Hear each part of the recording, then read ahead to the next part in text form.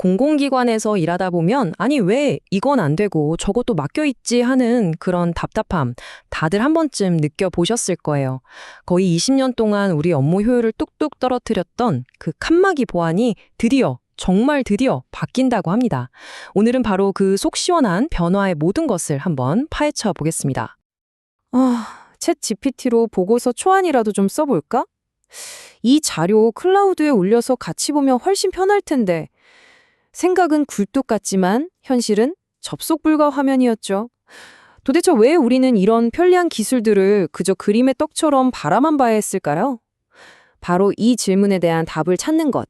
이게 오늘 이야기의 시작점입니다. 오늘 우리는 이 5가지 순서를 따라가 볼 건데요.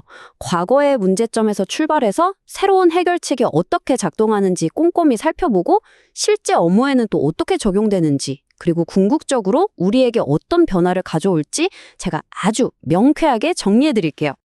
자, 그럼 첫 번째 장입니다. 뭐가 바뀌었는지 알려면 뭐가 문제였는지부터 알아야겠죠? 우리를 그토록 답답하게 만들었던 과거의 보안 정책, 망분리의 실체부터 한번 들여다보겠습니다. 2006년부터 시작된 망분리 정책, 이게 말 그대로 업무를 보는 내부망이랑 인터넷을 쓰는 외부망을 아예 물리적으로 떼어놓는 거였어요. 이 비유처럼 마치 책상 위에 업무용 컴퓨터 한 대, 인터넷용 컴퓨터 한 대를 따로 두고 쓰는 거나 마찬가지였죠. 자료 하나 옮기려면 진짜 번거로웠거든요. 이러니까 팬데믹 때 재택근무는 엉망이 되고 AI나 클라우드 같은 신기술은 그냥 딴 세상 이야기일 수밖에 없었던 겁니다. 이 타임라인을 한번 보세요. 변화의 흐름이 한눈에 보이죠? 2006년에 시작된 이 낡은 방식이 2020년 전 세계를 덮친 팬데믹을 계기로 그 한계를 아주 명확하게 드러냈고요. 마침내 2025년 새로운 대안인 N2SF가 등장하게 된 거죠. 시대가 변했으니까 보안도 변해야 한다는 목소리가 드디어 반영된 겁니다. 이제 두 번째 장으로 넘어가 보겠습니다. 낡은 문제에 대한 새로운 해법, 바로 N2SF가 그 주인공인데요. 이름은 조금 어려워 보이지만 알고 보면 아주 합리적인 친구거든요. 한번 제대로 파고들어 보죠. NCFS, 국가망보안 프레임워크의 약자입니다. 이름만 들으면 되게 복잡해 보이지만 그 목표는 아주 명쾌해요. 무조건 막지 말고 똑똑하게 지키면서 일은 편하게 하자. 바로 이겁니다. 보안과 효율, 이 두 마리 토끼를 다 잡겠다는 거죠. 자, 바로 이 문장. 이게 N2SF의 모든 것을 꿰뚫는 핵심 철학입니다. 모든 정보를 똑같은 강도로 지킬 필요는 없다. 생각해보면 너무 당연한 말이죠. 군사 기밀이랑 오늘 날씨 정보를 똑같은 금고에 보관할 필요는 없잖아요. 바로 이 상식적인 생각에서 모든 변화가 시작되는 겁니다.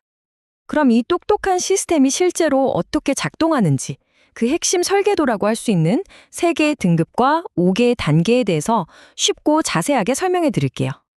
먼저 가장 높은 등급, C등급 기밀 정보입니다. 국가 안보에 직결되는 군사 기밀이나 외교 문서처럼 단 한 글자도 새어나가면 절대 안 되는 최고 수준의 정보들이죠. 이 비유처럼 은행 가장 깊숙한 곳에 있는 나만 아는 비밀번호로 잠긴 금고 속 서류라고 생각하시면 정확합니다. 다음은 S등급 민감 정보입니다. 수많은 사람들의 개인정보나 기관의 내부 사업계획처럼 유출되면 아주 곤란하지만 C등급 정도까지는 아닌 정보들이에요. 이건 사무실 내 책상에 잠긴 서랍 속에 넣어둔 파일에 비유할 수 있어요. 허락된 동료들하고는 같이 열어볼 수 있는 딱 그런 수준의 보안이죠. 마지막은 5등급 공개 정보입니다. 보도자료나 날씨 정보처럼 이미 세상에 알려져 있거나 누구나 봐도 상관없는 정보들이죠. 이건 그냥 거실 테이블 위에 놓인 잡지처럼 누가 집어 들어 읽어봐도 전혀 문제 없는 정보들입니다. 이렇게 정보를 중요도에 따라 3등급으로 나누는 것, 이게 바로 N2SF의 첫걸음이에요. 자, 우리 정보들을 이제 금고에 넣을 것, 서랍에 넣을 것, 거실 테이블에 둘 것으로 분류를 다 마쳤죠.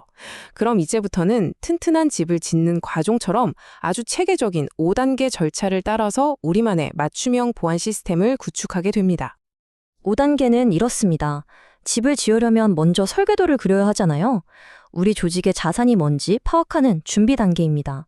그 다음엔 앞서 봤던 C, S, O 등급으로 자산을 분류하고 어디로 도둑이 들 수 있을지 위협을 찾아내죠.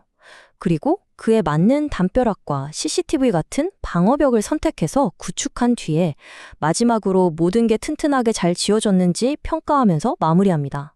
정말 집 짓는 과정이랑 비슷하죠? 이론은 이쯤하고 이제 가장 궁금해하실 부분을 살펴볼게요. 그래서 챗 GPT 쓸 수 있다는 거야? 없다는 거야? 네, 쓸 수 있습니다. N2SF를 적용하면 어떻게 안전하게 활용할 수 있는지 그 구체적인 방법을 지금부터 보여드릴게요. 문제는 명확합니다. 우리 업무망에는 S등급 민감 정보가 있는데 챗GPT는 전 세계 누구나 쓰는 5등급 인터넷 서비스죠. 만약 아무 대책 없이 둘을 연결하면 어떻게 될까요? 우리 내부 자료가 나도 모르게 챗GPT의 학습 데이터가 되어버릴 수도 있는 생각만 해도 아찔한 상황이 생길 수 있습니다. N2SF는 이 문제에 대해서 이렇게 4겹의 스마트한 방어막을 제시합니다. 첫째, 아예 내 컴퓨터에서 민감한 파일을 복사 붙여넣기 하는 걸 막아버리고요. 둘째, 혹시나 데이터가 빠져나가려 하면 중간 관문인 게이트웨이에서 자동으로 탐지해서 차단합니다. 셋째, 챗GPT 서비스 자체도 공개된 정보만 다루도록 설정을 걸어두고요. 마지막으로 누가, 언제, 무엇을 했는지 모든 기록을 남겨서 책임 소재를 명확히 하는 거죠. 이제 좀 안심하고 쓸 수 있겠죠? 자, 이제 마지막 장입니다. 이 모든 변화가 실제로 우리 업무 환경을 어떻게 바꾸는지, 기존의 무조건 막던 방식과 새로운 N2SF 방식을 표로 비교하면서 명확하게 정리해 보겠습니다. 이 표가 모든 걸 말해줍니다. 과거의 무조건 분리는 이제 정보의 중요도에 따른 맞춤형 보안으로 바뀌었습니다. 그 결과 거의 불가능했던 AI나 클라우드 같은 신기술 활용이 드디어 가능해졌죠. 모든 기관에 똑같이 적용되던 획일적인 규제에서 벗어나 기관의 자율성이 커졌고요. 당연히 업무 효율성은 극적으로 높아질 수밖에 없습니다. 오늘 내용 머릿속에 딱 정리해 드릴게요. N2SF의 핵심은 간단합니다. 첫째, 정보를 3등급으로 나눈다. 둘째, 5단계 절차를 따른다.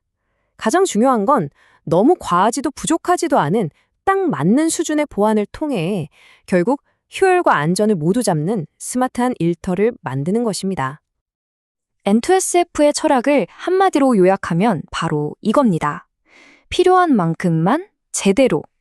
불필요한 과잉 보안은 걷어내고 정말 지켜야 할 것은 더 확실하게 지키자는 아주 합리적인 생각이죠. 이렇게 칸막이를 허물고 똑똑하고 유연한 보안의 시대가 드디어 문을 열었습니다. 여러분은 이 새로운 방식이 앞으로 또 어떤 놀라운 업무 혁신을 가져올 거라고 기대하시나요? 이렇게 세상의 복잡한 변화들을 명쾌하게 풀어드리는 것이 저희가 하는 일입니다. 오늘 이야기가 여러분의 궁금증을 해소하는 데 도움이 되었다면, 그리고 앞으로도 저희와 함께하고 싶으시다면 좋아요로 응원해 주시고 구독 버튼을 눌러서 새로운 소식을 가장 먼저 받아보세요. 감사합니다.